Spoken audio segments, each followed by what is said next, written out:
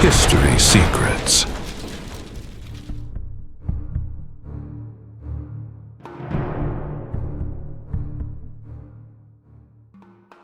There is a silent error that can compromise the future of an entire nation. It is not a visible error, nor an immediate one, but its effects appear years later, when it is already too late to correct. China today faces a curious paradox. It trains millions of highly technical professionals every year. Accountants, engineers, programmers. There is abundance. But something much harder to build is missing. There is a lack of creative thinkers. There is a lack of leaders. There is a lack of people capable of innovating. And this raises an inevitable question. How can an educational system so efficient, at the same time, generate such a profound limitation? The answer may not lie in the university. In fact, it may lie much earlier. Much earlier. When we look at countries like Finland, we find a completely different approach. A logic that seems simple, but carries deep implications. In Finland, education does not begin when the child enters school. It begins practically at birth. At around 8 months of age, any child can be enrolled in a public daycare system.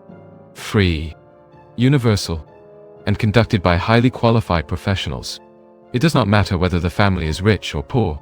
All children have access to the same starting point.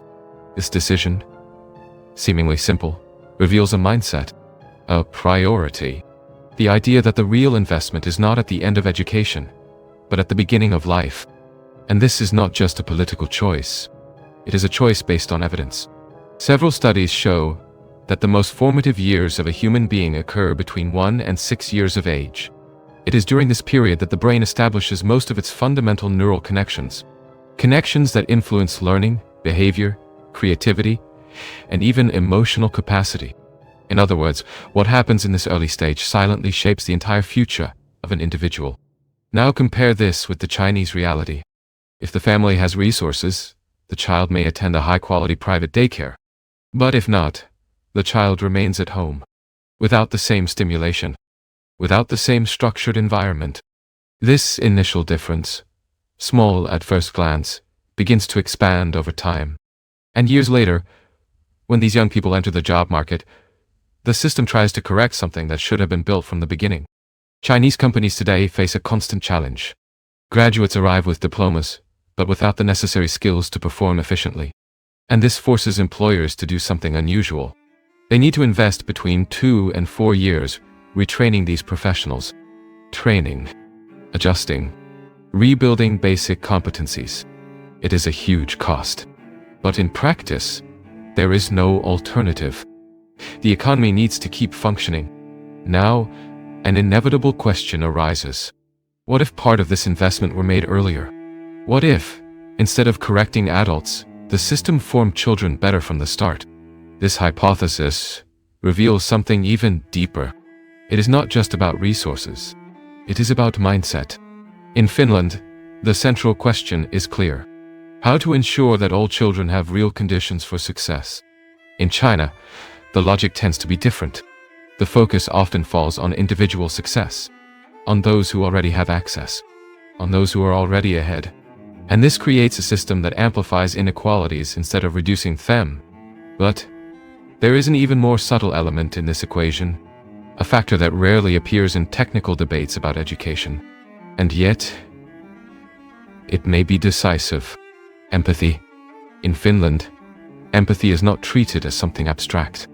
It is taught directly, intentionally, from an early age. Children learn what it means to put themselves in someone else's place. They learn to recognize emotions. They learn to consider perspectives different from their own. And this shapes not only individuals, it shapes entire societies. Because a strong society does not depend only on technical knowledge. It depends on human connections, on trust, on cooperation, on mutual understanding.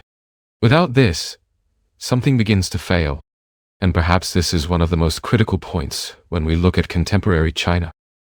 There's a strong emotional bond within close circles. Family, friends, personal networks. But outside these circles, empathy becomes limited. And this generates consequences. Social, cultural, and even economic.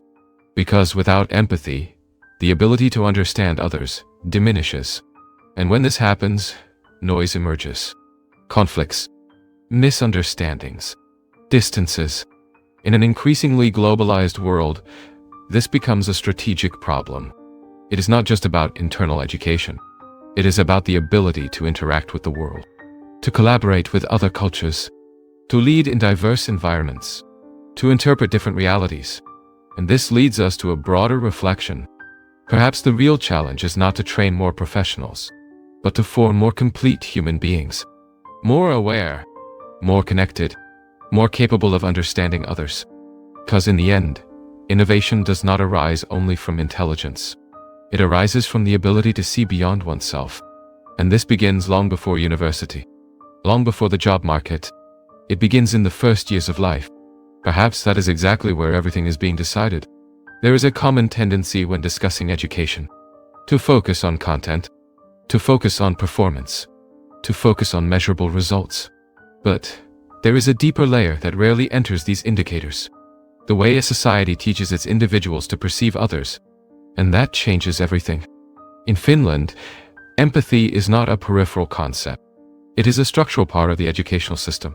Children do not only learn mathematics or language, they learn to interpret emotions. They learn to recognize the impact of their actions on others. They learn to listen. And above all, they learn that the world does not revolve only around them. This silent formation creates something powerful. Individuals capable of real collaboration. And collaboration, when well structured, transforms into innovation. Because innovating is not just creating something new. It is understanding problems from multiple perspectives. It is anticipating needs. It is connecting ideas that seem distant. And that requires empathy. Without it, thinking becomes limited. Technical, but not creative. Functional, but not transformative. Now, observe the contrast. In China, historically, empathy has never been an educational priority. And this is not a small detail. It is a structural absence. So deep that, in many contexts, there is not even a clear understanding of the concept. This does not mean absence of feelings. There is affection. There is care. But it is concentrated in closed circles. Family, close relationships, personal networks. Outside these circles, something changes. Emotional connection weakens. And when that happens, society begins to operate in a fragmented way. There is a story that illustrates this in a disturbing way. A small child, run over on the street. Not once, but twice. People around observe. They stop. They look. But they do not act. Not out of explicit cruelty, but due to a silent disconnection. An absence of emotional involvement with the unknown.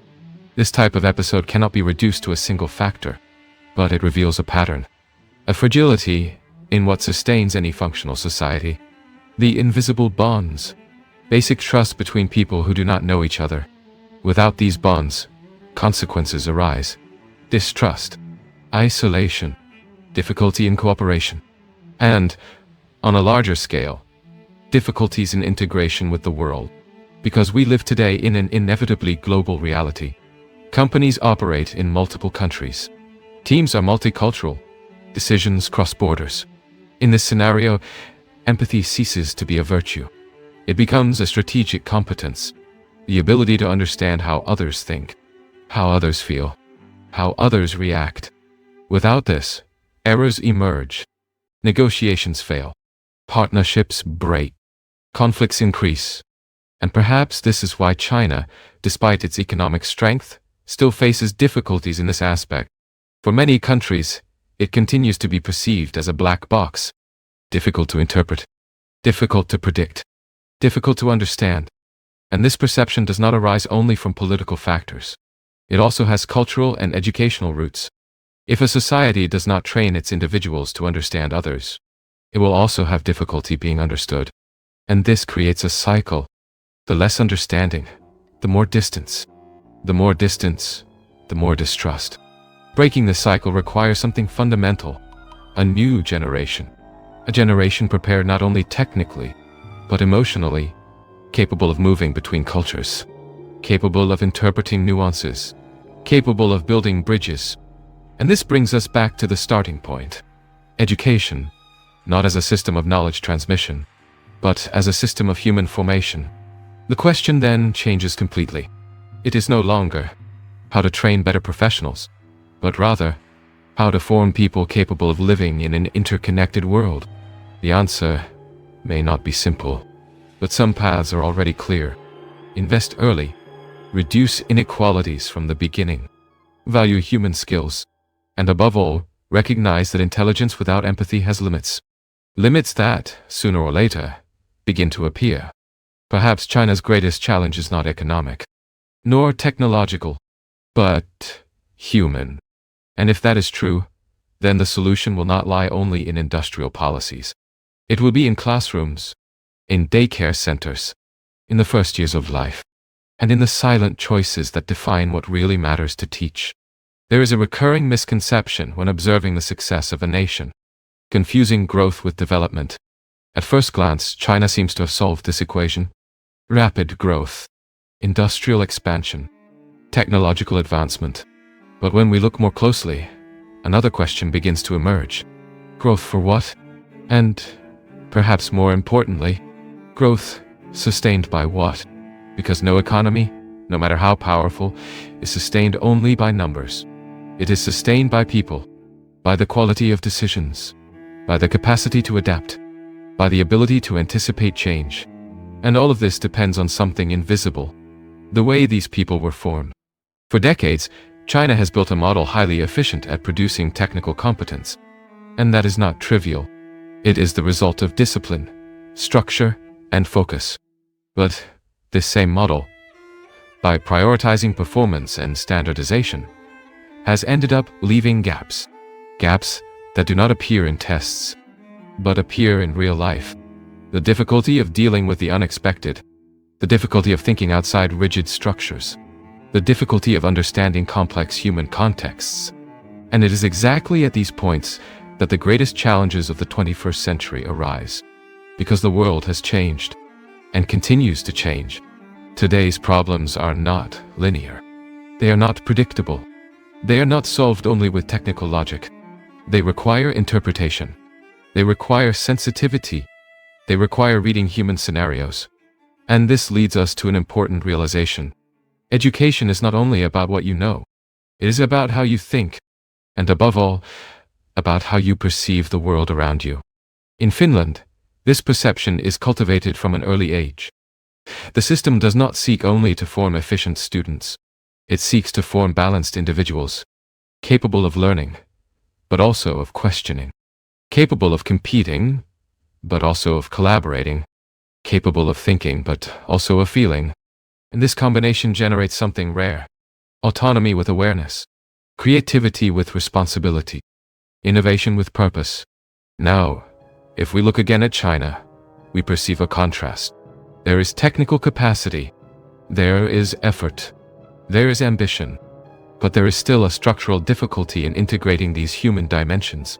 And this creates a specific type of limitation, a limitation that does not prevent growth, but can prevent evolution. Because to grow is to expand what already exists, but to evolve is to transform the way one thinks. And this transformation requires something that cannot be imposed. It needs to be built, gradually, from the beginning, in the first stimuli, in the first interactions, in the first social experiences. When a child learns to share, they are learning more than behavior. They are learning social structure. When they learn to listen, they are developing something that no book can fully teach.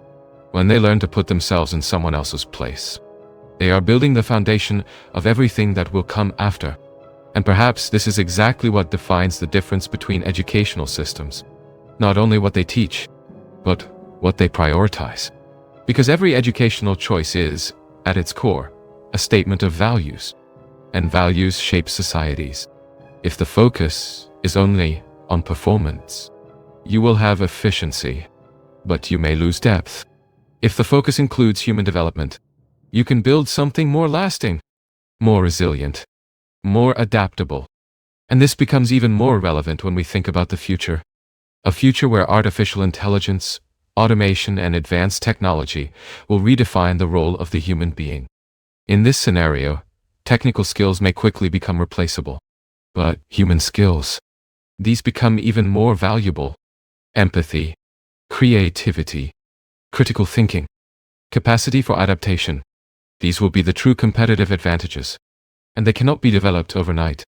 They require time. They require environment. They require intention. Perhaps then, the real mistake is not investing in universities, but believing that the problem begins there. Because when a system tries to correct adults, it is already dealing with consolidated structures, much more difficult to transform. But when it invests at the base, it shapes what is still being formed, and that changes everything. China still has time. It still has resources. It still has capacity. But the direction of this investment will be decisive. Because in the end, the question is not only educational, it is civilizational. What kind of society is being built? A highly efficient society? Or a deeply human society? Perhaps the answer to this question will define not only China's future, but the impact it will have on the world. Perhaps the most important point of all this is to realize that we are looking at two models, not just two educational systems, but two ways of seeing the human being. On one side, a model that prioritizes performance, that values results, that measures success based on efficiency and production. This model works. It generates growth. It creates solid structures. It sustains entire economies. But it has a limit, because it is based on a silent assumption that technical knowledge alone is sufficient. On the other side, there is a model that expands this vision, that understands that knowledge is only part of the equation, and that human development needs to include something more, something less measurable, but deeply determining. The ability to relate, the ability to understand, the ability to perceive others as part of the same system. And this completely changes the final result. Because a society is not just a set of productive individuals, it is a network of interactions, a living structure, where each individual decision affects the whole. Without empathy, this network weakens. Without understanding, it fragments. Without connection, it loses cohesion. And when that happens, problems begin to emerge that no technology can solve. Social problems, cultural problems, problems of trust. And these problems, unlike technical ones, do not have quick solutions. They require reconstruction. They require time. They require a change at the base. Perhaps that is why Finland made such a specific choice. To invest at the beginning, not because it is easier, but because it is more effective. Because everything that comes after depends on this beginning. And this leads us to an inevitable reflection. If we want more balanced societies, more innovative, more adaptable, we need to start where everything truly begins. In early formation, in the first bonds, in the first experiences, in the first invisible learnings, because it is there that something essential is defined, the way an individual will see the world, and consequently, the way they will act within it. China, with all its strength and complexity, is facing a choice: to continue refining a model that has already proven to be efficient, or to expand this model to include what is still missing: human development in its entirety, not as a complement, but as a central part of the strategy. Because in the long term, the difference between growing and evolving may lie exactly there, in what does not appear in rankings, in what cannot be easily measured. But that sustains everything that truly matters. And perhaps this is the most important question of all. What are we really forming when we educate a generation? Professionals or complete human beings? The past does not disappear. It remains recorded in ancient monuments, in forgotten texts, and in stories that have crossed centuries. Each discovery reveals a new enigma, and each enigma brings us closer to the truth. You are watching History Secrets. Subscribe and continue investigating the hidden secrets of history. Because some secrets of history are still waiting to be revealed.